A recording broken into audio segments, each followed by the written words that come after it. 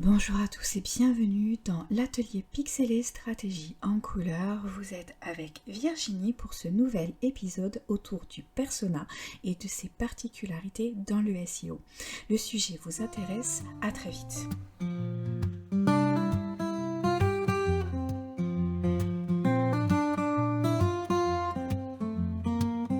Lors de notre dernier épisode, on avait commencé à aborder les particularités du persona et surtout de sa particularité dans le SEO.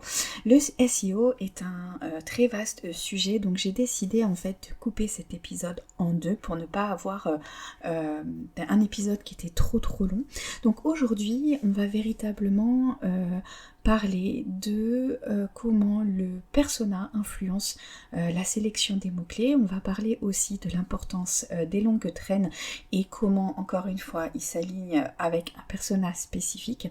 On enchaînera véritablement avec l'importance du persona pour la création de contenu optimisé. Et enfin, on abordera très rapidement le suivi en fait de cette stratégie à travers des outils et d'identification des KPI. Donc pour revenir au début de cet épisode et surtout faire un peu le parallèle avec le dernier épisode, on avait surtout parlé et commencé à aborder la notion de parcours d'achat de façon très vague. Je ne l'ai pas dit de façon explicite, mais c'était un peu ça. On ne va pas rentrer dans les détails de l'importance de ce parcours d'achat, on va réserver ça à un numéro spécial, donc ne manquez surtout pas les prochains épisodes et surtout les épisodes qui suivront après les épisodes des personas. Donc là, on va vraiment parler de la question sous-jacente, c'est-à-dire c'est quel est le besoin, quel est l'objectif de recherche, qu'est-ce que le persona cherche à résoudre comme problème. La dernière fois on avait parlé des chaussures de basket de ma fille, donc mon problème à moi en tant que persona par rapport à cette chaussure, c'était véritablement de trouver une chaussure qui, dans mon idée, allait limiter les blessures et permettre à ma fille de pratiquer son sport en toute sécurité. L'idée en fait à travers un persona, ça va être d'identifier donc le grand objectif, donc qui est d'acheter une paire de chaussures dans le sujet précis. Et après, des micro-objectifs, c'est-à-dire l'ensemble des informations, l'ensemble des requêtes que pourrait taper votre persona pour justement mûrir au cours de son processus d'achat. C'est justement ces histoires de problèmes sous-jacents. Le persona va chercher à se renseigner, va chercher à avoir un maximum d'informations dans le but de ne pas se tromper, dans le but d'avoir le meilleur prix, dans le but de etc. Et ces fameux but, c'est précisément ce à quoi va vous servir le persona. D'identifier ce but, d'identifier véritablement quels sont les points chauds par rapport à sa recherche auxquels vous allez, vous, en tant que marketeur, dans une stratégie de marketing SEO, y associer un ensemble de termes, de mots-clés, de vocabulaire qui vont permettre à votre persona de trouver vos articles à vous sur Internet. Parce que finalement, c'est de ça qu'on parle au niveau de la stratégie SEO. Ça va être vraiment une stratégie de visibilité à travers des podcasts, des vidéos YouTube, des articles de blog. On va laisser de côté dans un premier temps les posts sur les réseaux sociaux, même si, que les choses soient claires, ça en fait clairement partie. La stratégie que vous mettrez aussi en place sur des réseaux comme Instagram, Facebook, même TikTok participe aussi à ça. C'est d'autant plus vrai sur les moteurs de recherche où on navigue encore avec des mots-clés et sans véritable phrase complète. On va avoir cette approche-là d'objectif de référencement naturel, cet objectif de visibilité, mais il va être un peu différent. Donc là, on va rester vraiment sur une logique propre à Google qui va vraiment fonctionner dans un moteur de recherche qui peut aussi fonctionner du coup avec des moteurs de recherche qui sont orientés intelligence artificielle, puisque l'objectif en fait ça va être de créer des contenus qui vont véritablement avoir de la valeur ajoutée pour votre persona, qui vont véritablement lui apporter une réponse, qui vont vraiment lui permettre de se nourrir, de mûrir et d'évoluer. Donc on parle vraiment de contenu de qualité à forte valeur ajoutée, dans lequel vous allez pouvoir apporter une expertise propre à votre domaine d'activité, mettre en valeur toute l'étendue de votre savoir pour justement travailler sur cette histoire de confiance. La relation avec le persona, c'est justement vous permettre de travailler sur cette notion de confiance et de lui permettre de trouver des articles, et dans ces articles de trouver des paragraphes qui pas à pas vont lui permettre de répondre à des questions, vont lui permettre de lever le voile, vont lui permettre justement de naviguer de page en page.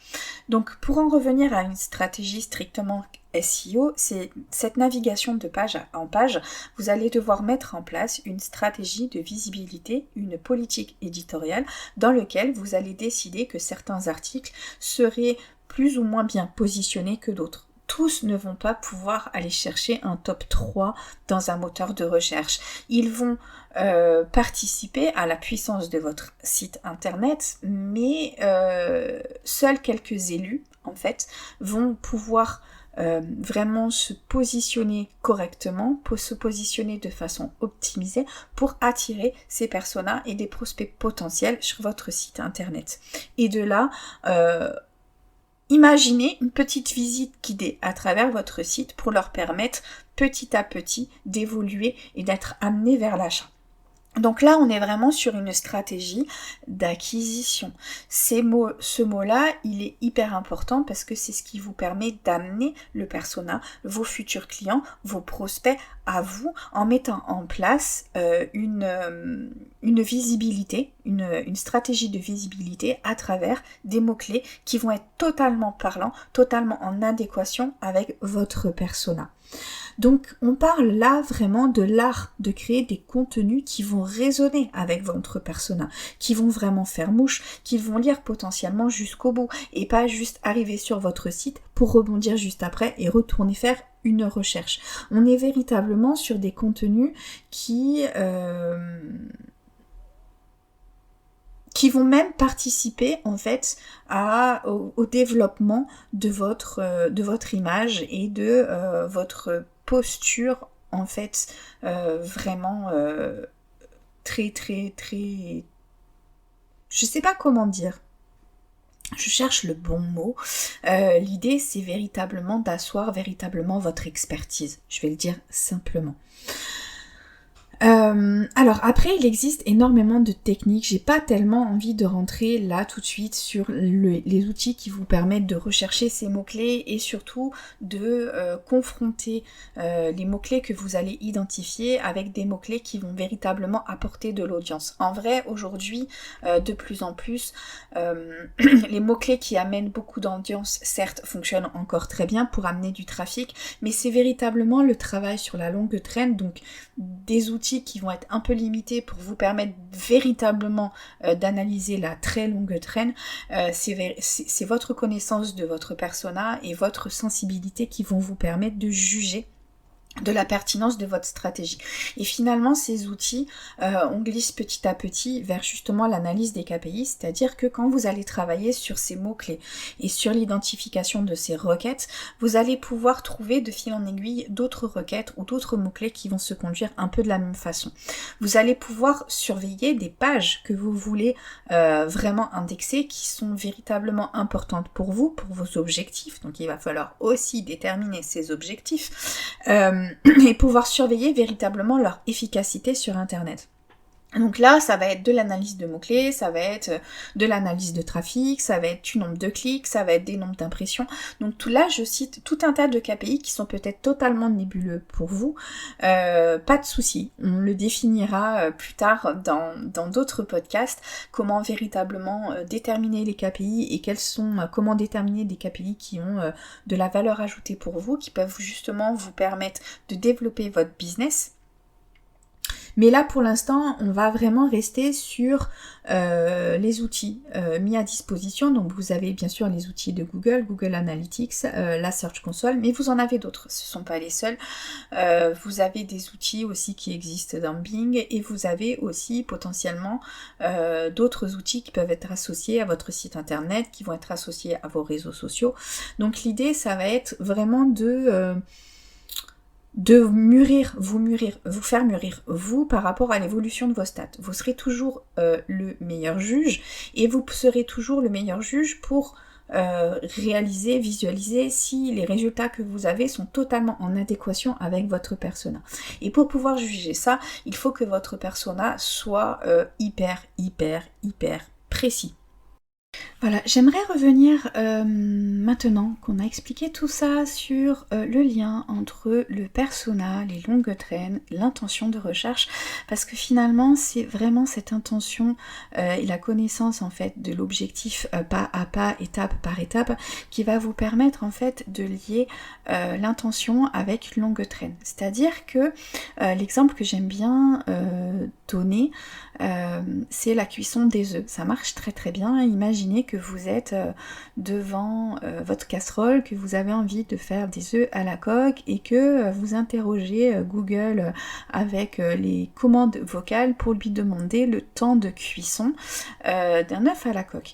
Imaginez 5 minutes, quelle question vous, là, devant votre casserole avec l'eau qui bout, quelle question vous posez à Google? Et là, avec des situations aussi simples, vous visualisez bien la longue traîne. C'est une question entière, une phrase entière. Les longues traînes contiennent souvent beaucoup de mots, voire carrément une phrase. Quand on est dans le concret, quand on est dans l'utilisation au quotidien, quand on est dans une action où on veut une réponse précise tout de suite, qu'on n'a pas le temps, pas envie de chercher tout ce que vous voulez, ça peut être le restaurant du coin parce que vous avez faim, qu'il vous reste 10 minutes pour manger et que vous demandez à Google de vous donner l'adresse la plus proche. Voilà, quelles seraient les situations où finalement vous seriez susceptible de poser une question entière dans Google. Et de là, identifier les mots en fait qui sont présents dans votre question. Supprimez vraiment les questions d'introduction, par exemple que, quoi, où, comment, pourquoi, etc. Identifiez les mots qui restent présents en supprimant tous les stop words, c'est-à-dire les mots qui n'ont pas de valeur ajoutée, le, la, les, un, une, des, etc. Et là, vous aurez une vision très précise en fait des mots qui vont constituer votre longue traîne. Et dans une recherche précise, avec une intention, quand vous êtes devant votre casserole en train de faire cuire votre œuf, l'intention elle est claire, vous voulez manger un œuf à la coque, donc vous voulez le temps de cuisson parfait. L'intention elle est très claire. Et en tant que marketeur, pour votre business, vous devez vous rapprocher de façon aussi proche que possible de ça. C'est quelle est l'intention immédiate, quel est le besoin immédiat, c'est quoi la préoccupation majeure qui fait que le prospect va taper telle ou telle question dans Google. Est-ce qu'il va être vraiment dans l'urgence, donc la question entière? Est-ce qu'il va tâtonner autour de mots-clés? Est-ce qu'il va taper un ensemble de mots-clés sans mettre les mots qui sont avant, après ou les stop words? Qui il est? Comment il fonctionne? Et ça, encore une fois, c'est votre persona qui va vous permettre d'approcher voire même d'être totalement en adéquation avec le comportement réel d'une personne. Et ça, c'est ce qui va faire toute la puissance de votre stratégie de requête de longue traîne, la stratégie des mots-clés où il y en a 4, 5, voire plus la phrase entière, et vous allez être hyper précis. Et vous allez vous permettre à votre article de blog d'être présent très rapidement sur la toile. Le fait d'avoir des mots-clés aussi précis ne veut pas dire non plus que vous ne serez pas présent sur des requêtes associées. Google est capable d'associer des mots et de vous faire apparaître sur des mots-clés différents, quasiment la même liste de réponses, parce que pour lui, le langage y est totalement associé. Et là où ça devient compliqué, c'est quand vous devez dissocier certains mots et que vous allez pouvoir y ancrer un contexte. Par exemple, différencier l'avocat, l'homme de loi, de l'avocat, le fruit. D'identifier la jaguar, la voiture, versus le jaguar, l'animal. Le déterminant, le la, pour le jaguar, ne va pas suffire. Il va falloir y ancrer tout un vocabulaire qui va vous permettre d'ancrer la notion de voiture ou la notion d'animaux. La clarté, la pertinence et le temps passé sur votre persona va vous permettre justement aussi d'envisager ces ricochets. Est-ce qu'il va faire une requête à l'oral? Est-ce qu'il va quand même taper? Est-ce qu'il va utiliser le clavier intuitif? Est-ce qu'il va utiliser ses 2 pouces pour taper? Est-ce que au contraire il va être à l'ancienne, j'ai mon téléphone dans la main et je tape tout avec l'index? On vous demande dans le persona d'aller aussi loin justement pour être aussi précis, vous, dans votre objectif d'être présent et de vous retrouver virtuellement en face de lui dans son parcours.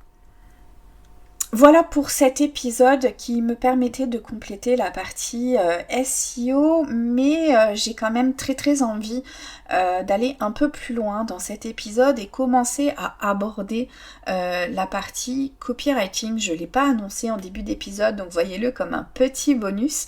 Alors le copywriting, c'est quoi? C'est l'art en fait de mélanger et d'identifier les bons mots, mais totalement au début, à la base, dissocié de la stratégie SEO. Et en fait, le copywriting et le SEO, au bout d'un moment, sont parfaitement liés et parfaitement connectés. Donc, c'est aussi pour ça que je trouve normal et naturel de faire évoluer cet épisode.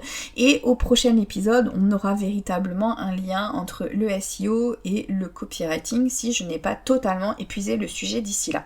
Non, en vrai, non, j'aurais, je pense, des choses à dire et des choses à ajouter, mais au moins pour une introduction et le lien avec le persona, ça peut éventuellement être une très bonne introduction. Donc pour en revenir au copywriting et au persona, en fait, ça va être dans le but d'aller plus loin par rapport à votre stratégie de blog et la stratégie de visibilité sur les réseaux sociaux à travers les posts que vous pouvez faire. Ça va être la mise en place de newsletters, ça va être la mise en place de pages de vente, ça va être la mise en place de tunnels de conversion où vous allez savoir appuyer sur les bons leviers pour convaincre votre persona et l'amener petit à petit à passer à l'achat. Donc on est sur un autre territoire que l'article de blog qui va lui permettre de mûrir, de se nourrir et de s'informer. Là on est vraiment sur un principe un peu plus orienté conversion où vous allez travailler d'une autre façon. La newsletter, vous êtes déjà en lien avec lui, il s'est abonné, votre persona, à votre newsletter, donc vous avez déjà une relation privilégiée avec votre persona, il est là pour lire votre contenu, donc vous pouvez à travers votre newsletter lui envoyer des contenus un peu plus quali, un peu plus riches, que c'est faire sentir que ce contenu là c'est vraiment réservé aux privilégiés qui sont abonnés à votre newsletter. Si vous avez un business qui peut évoluer vers des newsletters premium, ça peut même être encore une plus-value.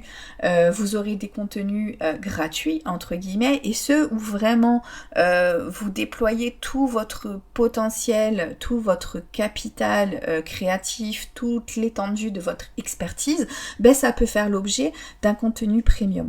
Et c'est un peu la petite particularité de la newsletter parce que finalement vous allez aborder votre persona, votre audience, on peut parler d'audience à partir de ce moment-là, d'une façon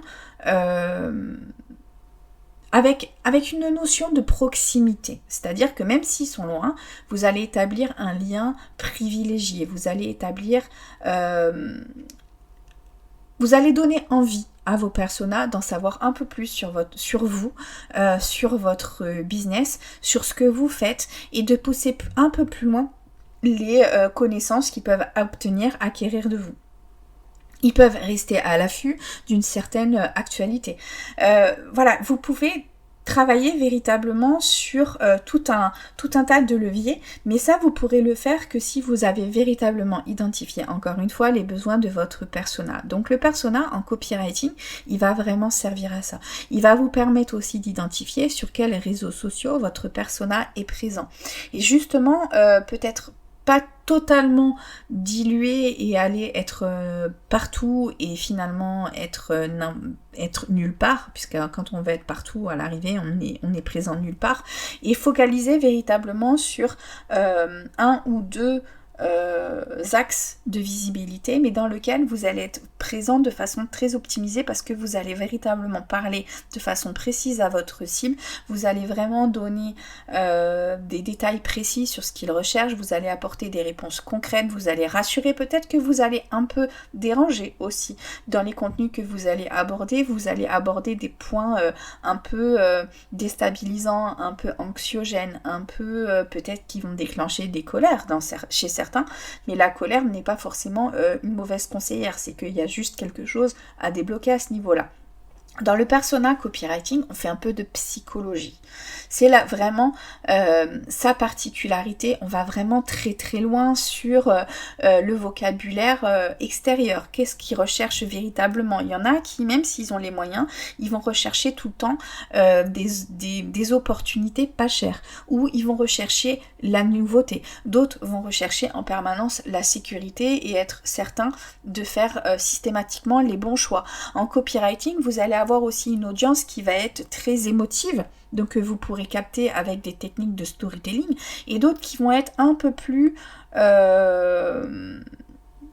terre à terre, c'est pas super joli dit comme ça, mais qui vont avoir besoin d'une approche carrée. Donc vous allez mettre en place des explications avec des listes à puces. Vous allez véritablement rentrer dans le concrètement, comment ça se passe, qu'est-ce qu'on a. Être un peu moins dans l'imaginaire. Et votre persona, en fait, il va vous permettre justement de varier avec tous ces types de contenus pour toucher toujours le même persona, on va pas changer de cible, mais les toucher à différents moments de la journée. On dit souvent que si vous aviez dans certaines circonstances, si ça avait été juste un autre jour, l'issue aurait été totalement différente. Et bien, dans votre stratégie d'acquisition et dans votre copywriting, c'est un peu la même chose. En fonction du temps, de la vitesse du vent, si la personne a bien dormi ou au contraire mal dormi, elle va pas réagir de la même façon face à votre contenu et elle peut être séduite par une partie à un instant T et puis le lendemain être séduite par une autre partie. C'est pour ça qu'il ne faut pas hésiter à varier les plaisirs entre guillemets et mêler différentes techniques. Voilà, je vais m'arrêter là pour cet épisode-là. La fois suivante, le prochain épisode, on parlera vraiment du lien entre le copywriting et le SEO. Comment avoir un contenu copyrighté qui va aller chercher des positionnements dans Google. Le sujet vous intéresse, ne ratez pas notre prochain épisode. À très bientôt.